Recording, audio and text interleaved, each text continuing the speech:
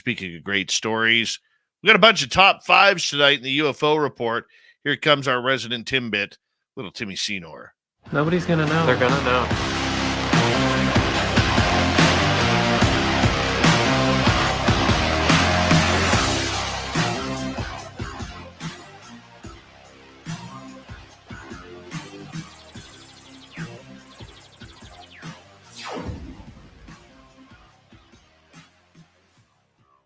Hasn't been the busiest of weeks in UFO or the UFO world this week, but nonetheless, we still bring you the UFO report, courtesy of our good friend Tim Seanor. Tim, it's a pleasure to have you here. We'll get you to, I guess I can unmute your mic and get things going here. How you been, buddy? Absolutely fantastic. It's been so much fun celebrating the 4th here with the family and neighbors. The events were great. We had fireworks all night going on here, even though there was a fire ban and they were saying no fireworks. There was like a very small print below that said, unless you were going to be responsible about it. So we had buckets of water and a couple of fire extinguishers out there just in case, but we had a blast. Clearly, nice pun. Very nice pun. And then today I spent a little time getting to know Chat GPT. We got in deep. We talked on some pretty heavy topics. I think I might have taught it a few lessons that it really needed to consider. So, but I did do a little digging, if you will, and I would ask it questions like, in a relationship, is there a dominance between a couple? And can things like who turns the lights on and who turns the lights off be part of the dynamic in a relationship? Something simple like that. And it had all kinds of in-depth thoughts. And I kind of came back with, doesn't it boil down to who pays the bill? And it came back with some more interesting theories about businesses. And so I came back with the concept of the lemonade stand. And I argued that, in a lemonade stand, you're selling the sizzle, not really the lemonade. But I don't think it understood that reference. It started to go off-road. And so you have to keep it pretty specific when it comes to delving into Chat GPT discussions. What are your thoughts? Oh, I haven't even gone there yet. I'll be honest with you. I'm a little afraid to. I am a little afraid to. Yeah. I could see it picking your brain. Danger. It's true, though. Do you think it's Big Brother, Dave? I think it's making up for human creativity. Okay. Well, if used properly in the right hands, it can be used as a tool for research. You don't have to use it to write your stories or make your scripts for movies or art. It can be creative, but you can also just use it for research. And that's what I like it for, because it actually dots all the I's and crosses all the T's for me. And so when I ask it a question like tonight, the top 5, according to my conversation with Chat GPT, the 5 best alien crashes and details are the following. Now, of course, it likes to give the blurb at the top that it's in form of a disclaimer that there have been numerous rumors and conspiracy theories surrounding alleged alien crashes throughout history. However, I must clarify, it speaks in first person, which is interesting. There is no conclusive evidence to support the evidence of extraterrestrial crashes. Nevertheless, here are the 5 notable incidents often referenced in alien crash conspiracy theories. Okay, so notice the wordage there, folks. Number 1, and of course, I'm sure everybody can guess, Roswell incident of 1947. Yes. Perhaps the most well-known alleged UFO crash. In 1947, in July, there were reports of crashed object in Roswell, New Mexico.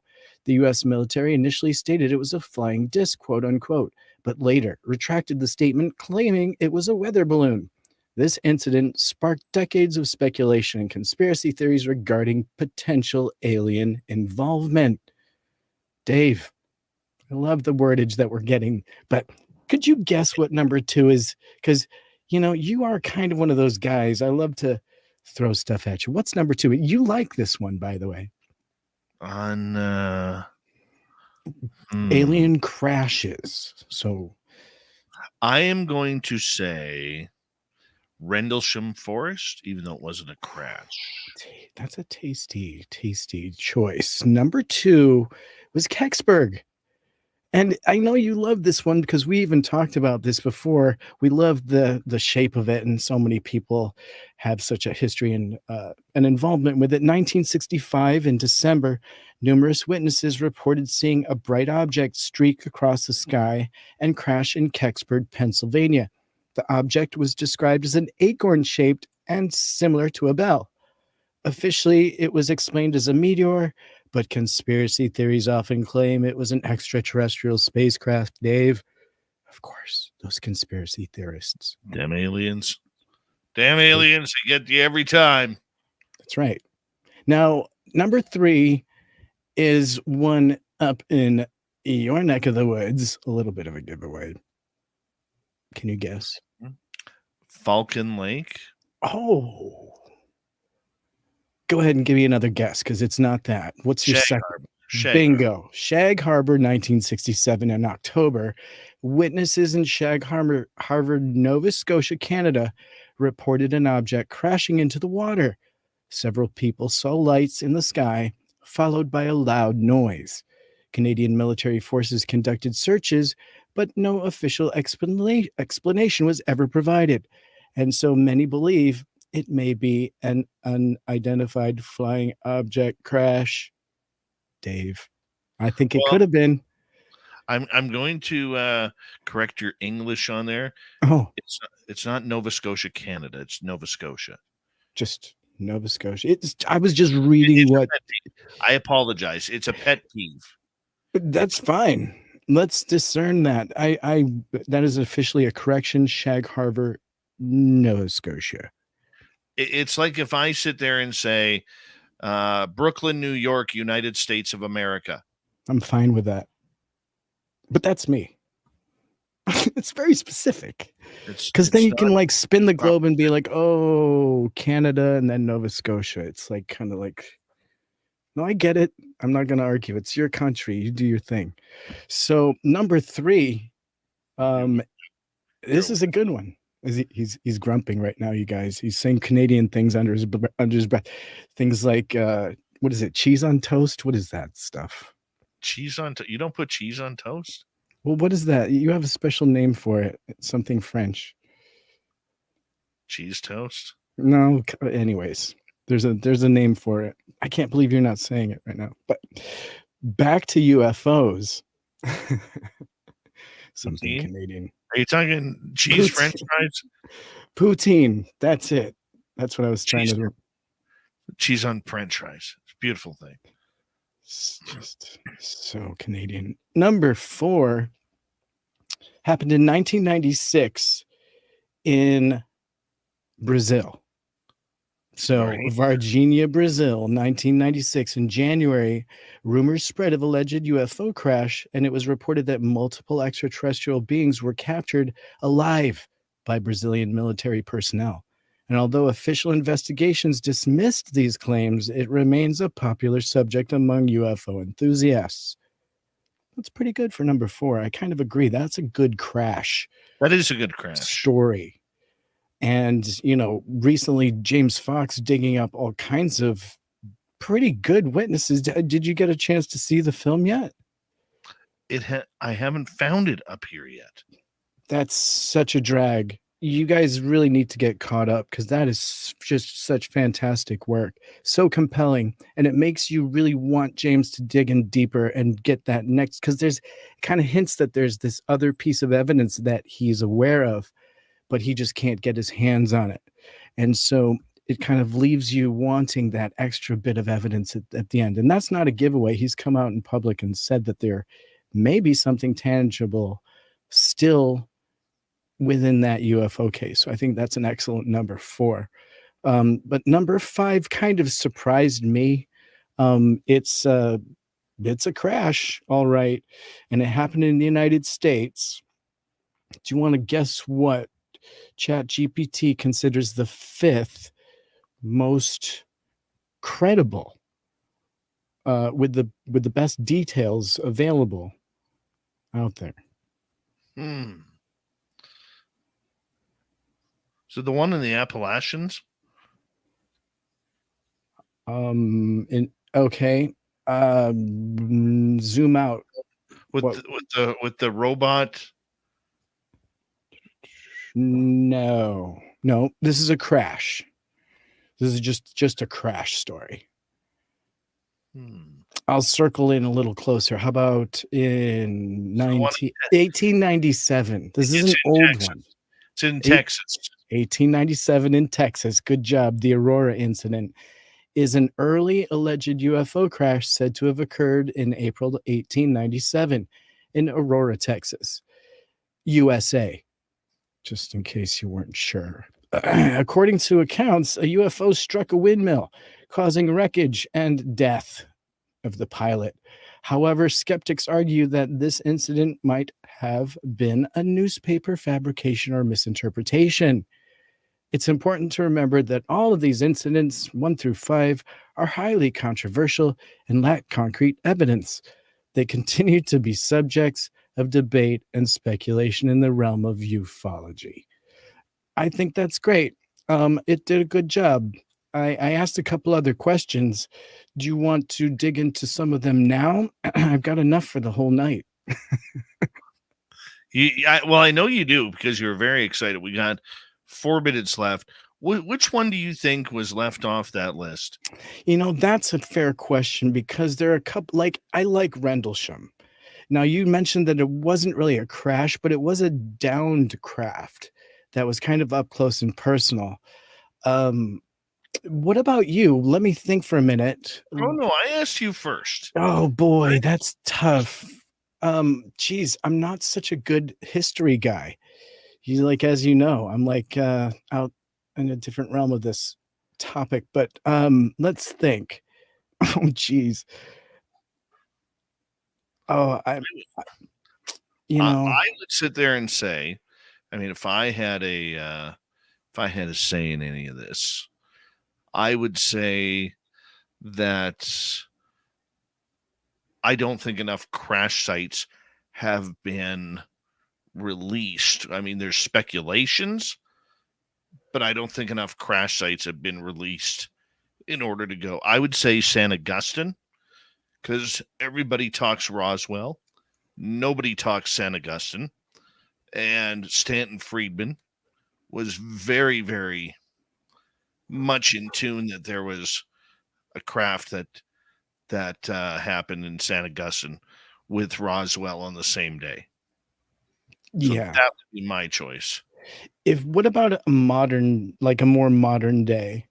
Virginia was 96. Rendlesham is so tasty. And honestly, when I heard it and heard that there was a tape and you listen to that firsthand account, and then you get the details from other people on that case, you start to really kind of get a feel like you're almost there. Those descriptions are really good, and there's so many details.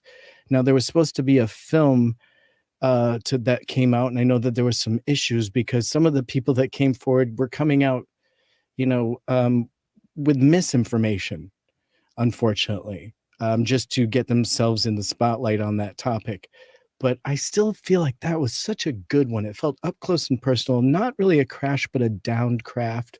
It's so mysterious, in my opinion. I really like that event, that incident.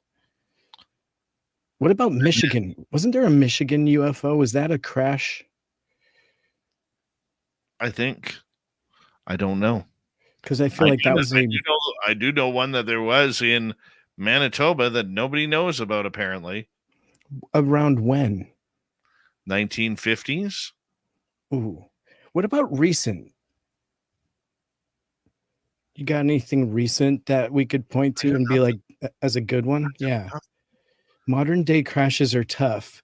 And it seems like once the internet came and everyone had a camera, like those stories kind of faded. Like, because if you come up on a crash, you're gonna get your camera out or like grab a piece nowadays, right? You know what? And I'm going to put a secondary hint on here for you, All and right. maybe you'll figure out what's happening. Apparently, in Mission, British Columbia, where I used to ride my side by side or my ATV with my buddies, there's a gravel road called Sylvester Road, and there's people who live on Sylvester Road before it turns gravel, where almost every weekend there's this spot way out in the back. Like the Sylvester Road enters the mountains into Forest Service roads. We're talking 10, 20 kilometers back, where almost every weekend they are out there watching UFO landings. And I don't know where the spot is. Yeah, that's what I would like to see. That's where things get real. More top fives with Tim Seanor on the UFO Report. Coming at you right after this on Spaced Out Radio.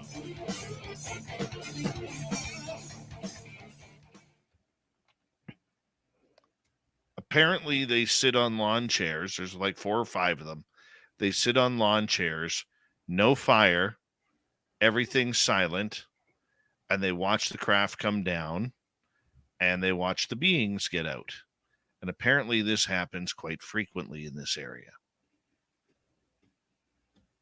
Hi, Gailey. How you doing? Pissing me off, Evan Walters?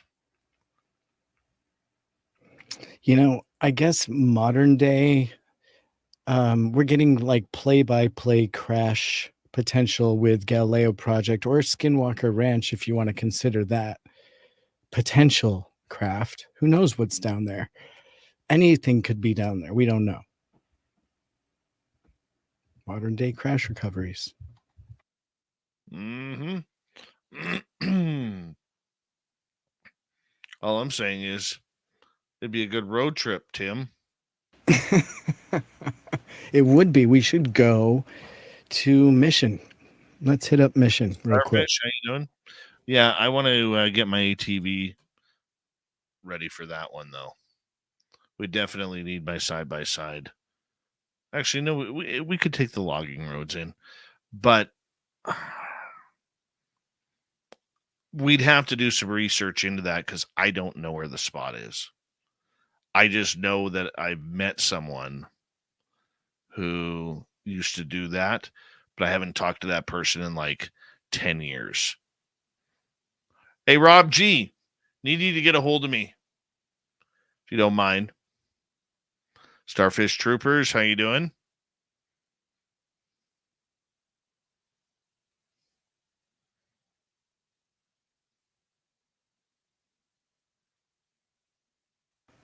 It's a beautiful thing. Mm-hmm. What do you think there, Timmy? I'm wicked terrified. I've got these triple layer undies all ready for Bigfoot investigation. Yeah. Samantha's already manifesting. Yeah. Yeah. People are like, are you ready to be ready to be ready? I'm just like, I don't think I am. You guys are making it sound deep. The Tim bit. The Tim snap. Oh, Tim bait. I've been called Tim bait lately. That's nice. Like being called that. I'm just kidding. But seriously, I have been called Tim bait. Cool Timbits. Can't wait to get you some Timbits. Yeah, yeah. Plump me up right before I get snacked on. Hey, give you a little sugary coat for the Canadian wilderness. Dipped in sugar. Yep. Yeah. It's gonna be good. Excuse me.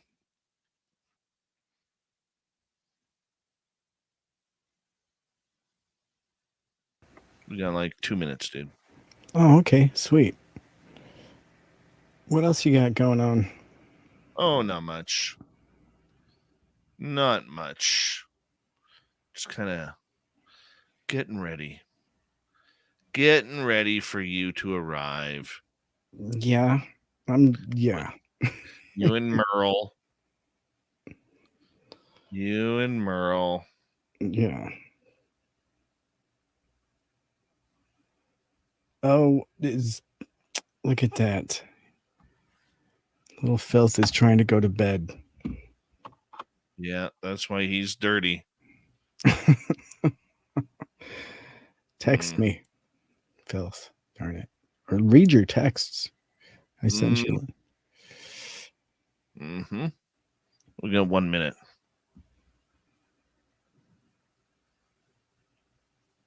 Brown Dwarf giving advice. Unbelievable. He's like, butter yourselves up. If you Look what Fylth just said. Drive to Edmonton, you dinks. Dinks. That is the most Canadian slam. That is so Canadian. Canadian slam. You know what pisses me off, Evan Walters, is that you don't like it when I sing Mr. Cowley to Mr. Cowley to the tune of Ozzy's Mr. Crowley. Pisses me off. Really pisses me off. Hey, Eva. 20 seconds. Dude, I love your chat. Oh, they're beautiful. Bunch of beauties. Yeah. Beauties. Jenny girl, how are you? There she is. Okay, 5 seconds, Tim.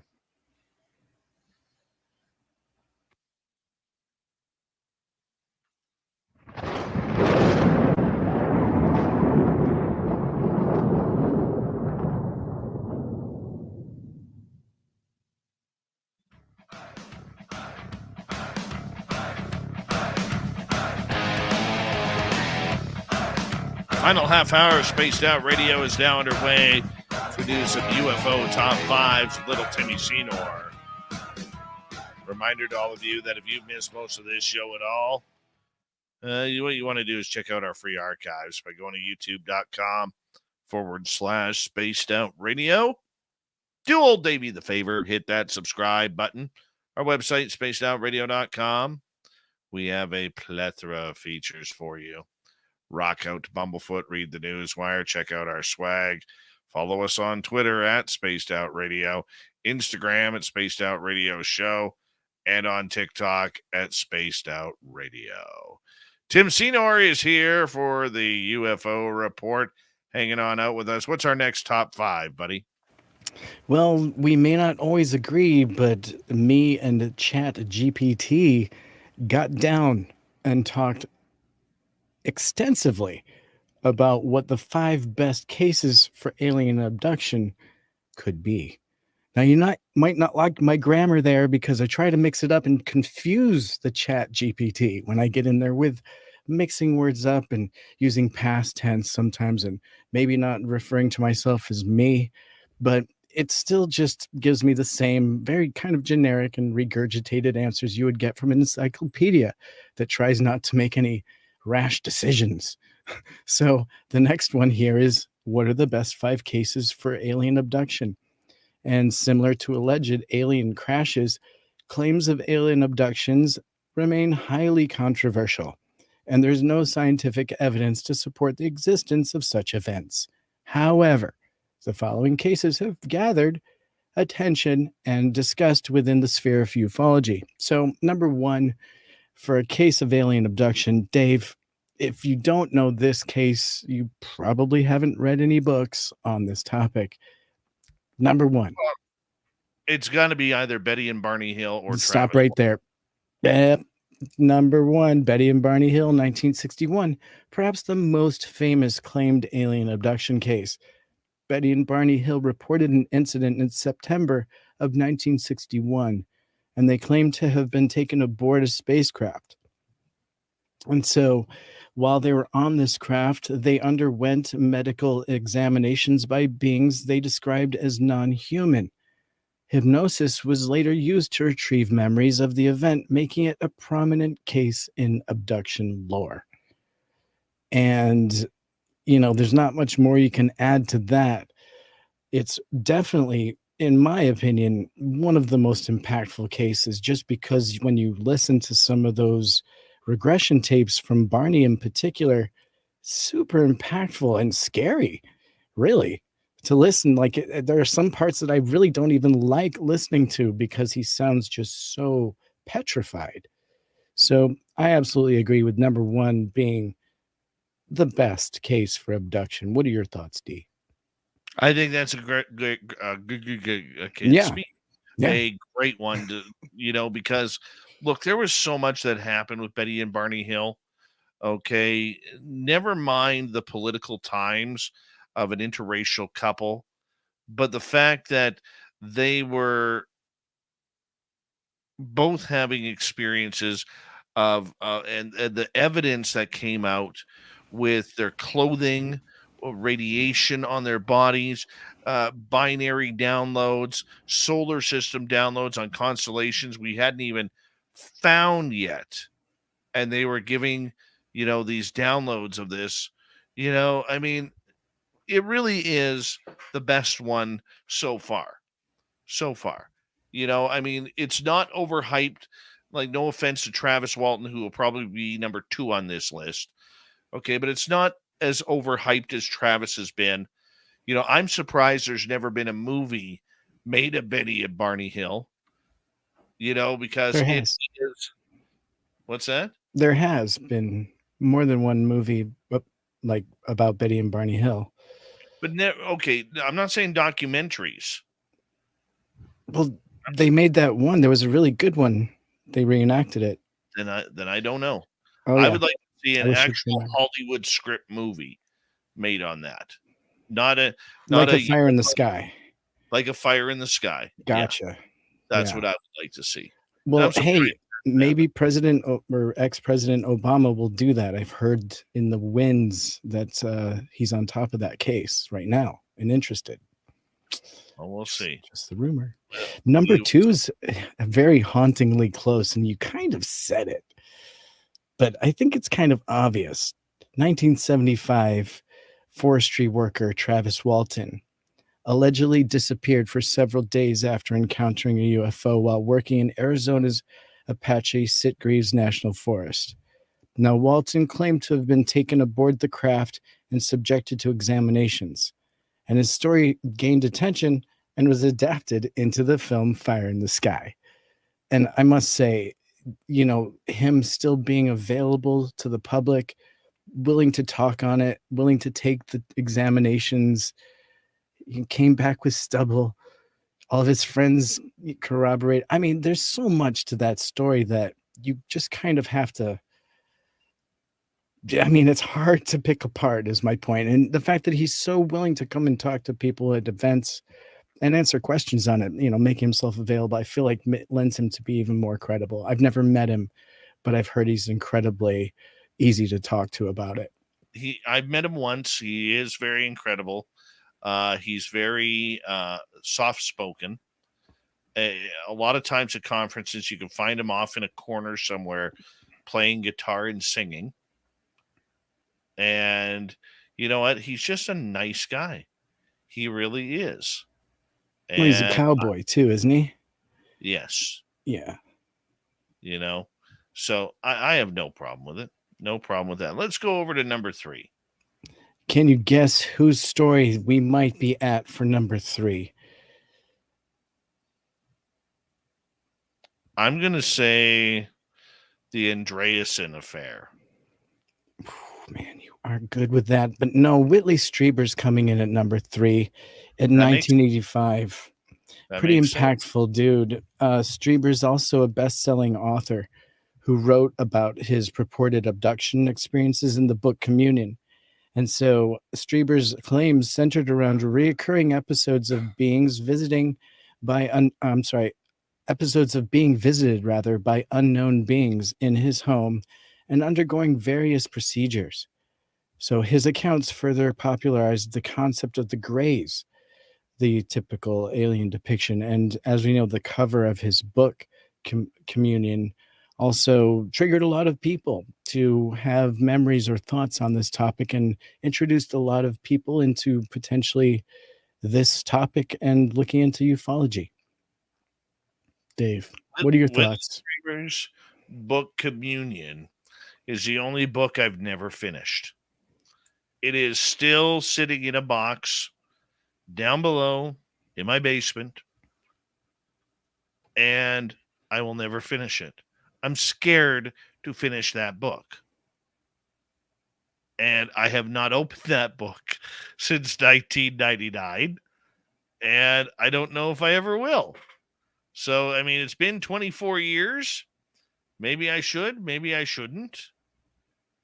But you think I should, Tim? I don't know. Definitely you should. And his new books that he's written with the aid of his wife, who has since passed on, but's been able to write a book with, with his help. It's very interesting. And I have had the chance to be at an event that he spoke at. And he's just a very personable, endearing, gentle dude. And his knowledge is deep. And to have gone through those experiences, wow. I'm glad that he was able to write about it, because it changed a lot of people's opinions on this topic, and it's a lot. He said a lot of things that aren't easy to talk about in that book. So great, great number 3, definitely. Now, number 4, I don't think, Dave, you're going to guess, because honestly, I had heard about it. I didn't know a lot about it, but maybe you can. It's a lesser known abduction, but it's definitely kind of a wow. It took place in the United States in 1989. I figured. I'm sorry. So 1989, this took place in Manhattan.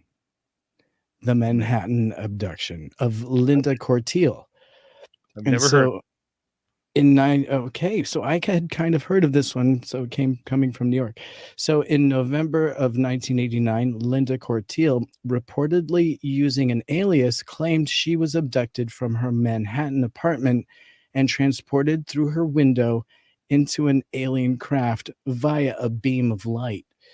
And her alleged experiences grabbed media attention and have been widely discussed in alien abduction literature.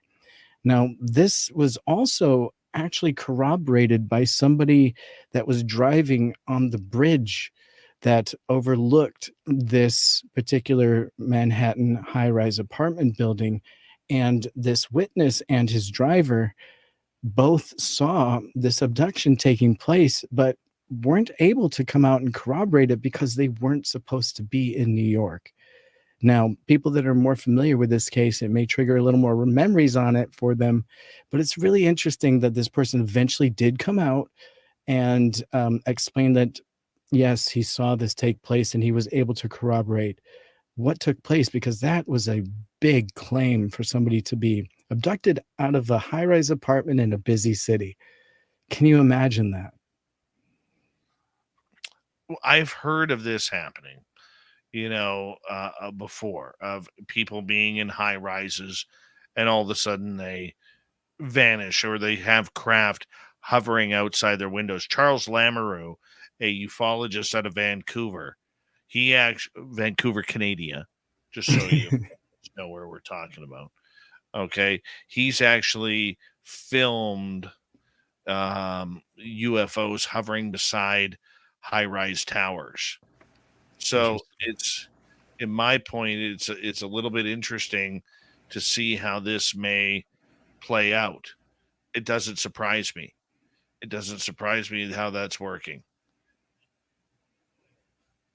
Excellent. Now, I got to tell you, number 5 was the biggest cheat I've ever seen a computer do. If computer AI drove these answers, number 5 was, I must say, the most disappointing answer. It repeated the Travis Walton incident. So before, it was Travis Walton But now, number 5 is the Travis Walton incident. Separate from Travis Walton's own claimed abduction experience, the Travis Walton incident refers to the overall incident involving Walton and his co-workers. Their story involves the moment when Walton was initially struck by a beam of light Oh, that's and cheap. the subsequent search for him that generated the media coverage. And then it goes on to say that note that these cases are considered by many subjective accounts without verifiable evidence. Skeptics argue that alternate explanations such as sleep paralysis, psychological phenomena could be potential accounts for these alleged abduction experiences, which is always great to hear at the end of something like that from a computer. So yeah, because it like gets that. It knows what dreaming is. So I thought that was an interesting top 5. It wasn't what I was expecting, but, what would you do you have one that you would like to add? Do you have a different top 5 or at least one that you feel like shouldn't Well, be left out? I think the Andreasen affair. Okay. Dig a little deeper. Give me a brief synopsis of that, just a Okay, so paragraph. that one happened on the California coast. Okay, it was one of the cases that was investigated by J. Allen Hynek and Betty Andreasen, who is no longer here with us. Her family was basically, I believe, on their way to Catalina Island or someplace like that. Always Catalina. It is always Catalina Yeah. Island, which and this is what tripped me out about when the whole USS Nimitz incident happened in '04 was that it was right outside of Catalina Island as well. Yeah. You know what? My favorite recent even abduction incident would have to be, uh and I know we're doing, what did I skip? We're doing abduction still, but, Tom Reed, I feel like, his abduction is incredible. He, you can go and see him speak everywhere about it, but he, recognized people on the craft, and then when he was out in the public, he recognized them again, and that person was like, "How do I know you?" And they, like, recognize each other, like, that, I think, is a really great recent abductee and abduction story, in my opinion.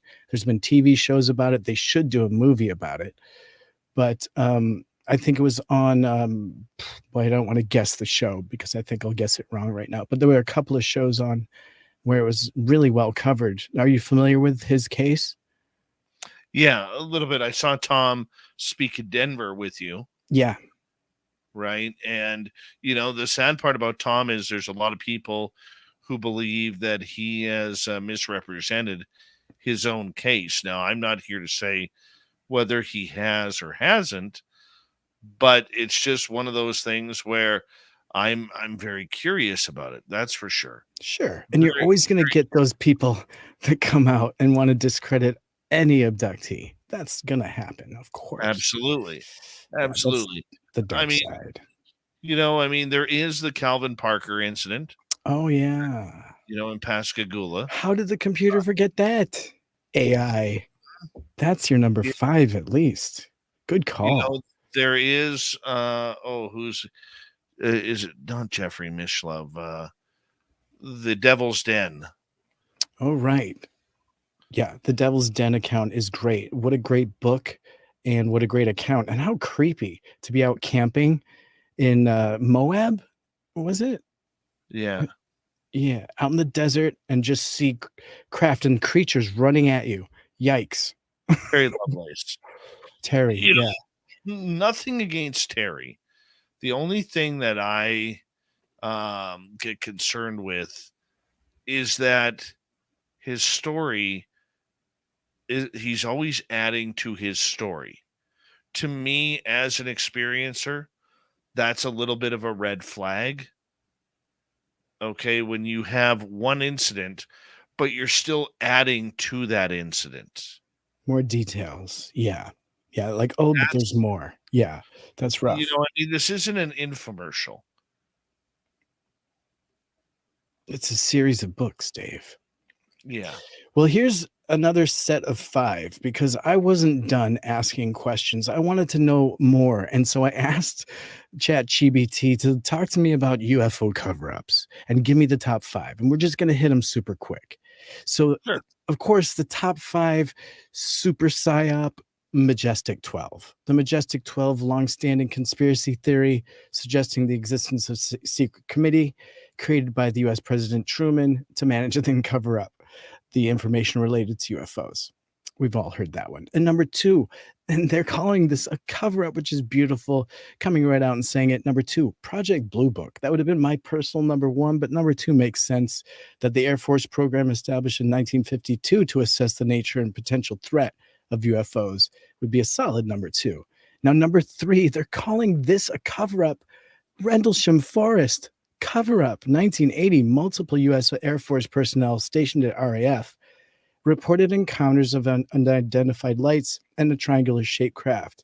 And the incident received attention at some assert that the information was actually purposefully suppressed by the authorities. So there was a lot of suppression about that information. So, okay. Area 51's our number 4, located in Nevada, USA. By the way, USA, little country just south of you. Area 51 has been a subject of numerous conspiracy theories, and relating to UFOs and extraterrestrial technology, legends emerged that the US government was conducting secret research and housing captured alien spacecraft and bodies at this military facility. I think we knew that, but boy, is it maybe. That's a maybe. We don't know. Is it real? We don't know. Number 5, the biggest cover-up. Number 5, the 5th biggest. They feel like the Phoenix Lights incident was covered up. That's a good one.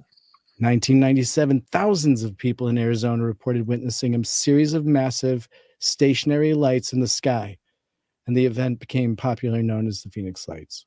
So I think that's fair. Of course, there's the usual crucial note at the end stating how all these frequently referenced theories are conspiracy theories and not official accounts. But that's its disclaimer, not mine. I love this. That's a decent 5. There's a lot of conspiracy surrounding all of those. Did you want to add something? Because I know we've only got a few minutes left. I'd love to get yours. I would say if I were to add any to the cover-ups, it would be Shag Harbor. That's a good one. I think the lights over the White House is another one. I think Dulce, New Mexico,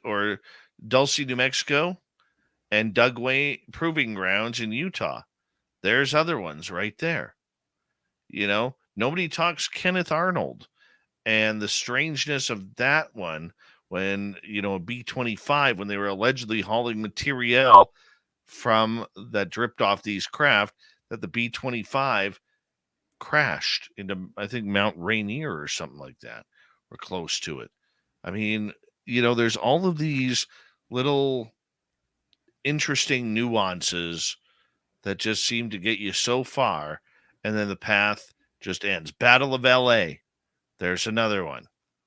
Right? Good one. Eisenhower meeting aliens. Holloman Air Force Base video. Valiant Thor. The Foo Fighters of World War I right through to Vietnam. Right? Oh, yeah. Some of those Vietnam stories are crazy. You got that right. Tim, we'll talk to you in a couple nights' time. It's been fun. Thank you for another great UFO report, my friend. We got Mr. Ron Bumblefoot THAL rocking in the background with Little Brother is Watching. Bumblefoot is the official music of Spaced Out Radio, rocking us in and out of every single show. Get your horns up for the guitar god himself. Special thanks to everybody listening in at home, at work, in your cars, wherever you may be. Thank you to everyone in our chat rooms tonight. YouTube, Twitch, LGAP, Facebook, Spreaker, LinkedIn, the Space Travelers Club, and on Twitter at hashtag Spaced Out Radio. I know you're out there somewhere. Remember, this show is copyright by Spaced Out Radio and SOR Media Ventures Limited. Thank you so much for choosing to share your evening with us, because together, my friends, we own the night. Mr. Bumblefoot, we need a favor. We need you to take us home.